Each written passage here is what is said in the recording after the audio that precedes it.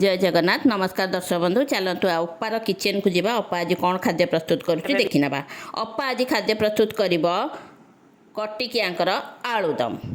आलुदम से नहीं बड़ साइज्र 4टी आलू जहाँ को से सीझे चोपा छड़े खंड खंड कर काटी नहीं एवं नहीं जाइए 2टी बड़ साइज्र पिज जहाँ को पतला पतला कर काटी नहीं अदा 1.5 इंचर 10 कला रसुण 4-5टी कंचिया लंका यहाँ नहीं से ग्राइंडिंग कर देती दरदर खंडार ग्राइंडिंग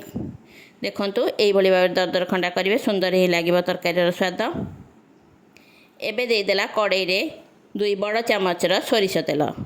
एवं गरम हो आसला तादेह देदेला 1 चामचर चीनी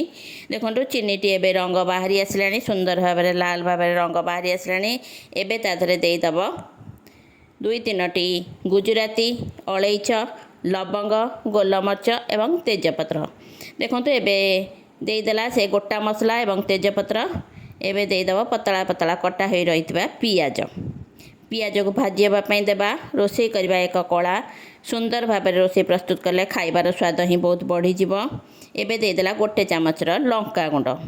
जेहेतु आम कंचिया लंका नहीं आपण खाइबार स्वाद अनुजाई आपड़ से लंका गुंड ने एवं तादेह देदेला दरदर छेचा हो ग्राइंडिंग होता कंचिया लंका अदा रसुण पियाजर पेस्ट देखो एवं गोटे टमाटो को काटी ताको अपा ग्राइंडिंग बनईदेव ग्राइंडिंग करिकी ये मसला सहित से देव देखो मसलाटी कषि हो आसला तादर तेल छाड़ी छाड़ी आसला तेणु मसलाटी संपूर्ण भाव में कषि हो गला सुंदर भाव में रंग मत बाहरी आसला एवं तादेह देदेव ग्राइंडिंग कर रही टमाटोटी देखो एवं टमाटर पेस्ट से देदेला सुंदर भाव में आहरी रंग लाल हो आपण यही भाव में प्रस्तुत करूँ कौन गुंड मसला नवा ही दरकार नहीं ये भाव में आलुदम प्रस्तुत करूँ खाद्य खूब सुंदर ही लगे स्वाद ही बहुत बढ़ जाए एवं देदेला 1 चामचर हलदी गुंड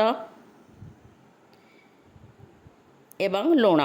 1 चामच लुण से देदेला मसला रे एवं आधा चामच देदेला आलू उपरे आलू सहित ये लुण को गोले नब खंड खंड कर आलू गुड़ाक कटा हो जाइए एवं मसला संपूर्ण भाव में कषि हो गला तादेह देदेला आलू आलू सहित टिके मझे मझे दाबी नवा ये मसला सहित आलू जमती मिसीज सुंदर भाव में प्रस्तुत होगा कटिकियांकर आलुदम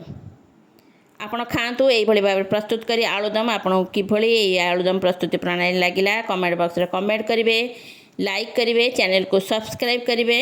देखो अपा तो खाई बसला से कह से बनई आलुदम स्वाद किपरि अच्छी आपण मैंने यही भाव में आलुदम प्रस्तुत करूँ एवं अपा को कमेंट करूँ जे आलुदम प्रस्तुति प्रणाली अपार किभली थिला किछि मोटिवेशन भी मिल देखु अपा ए खाई तार स्वादर से रिएक्ट कौन रही देखब धन्यवाद नमस्कार दर्शक।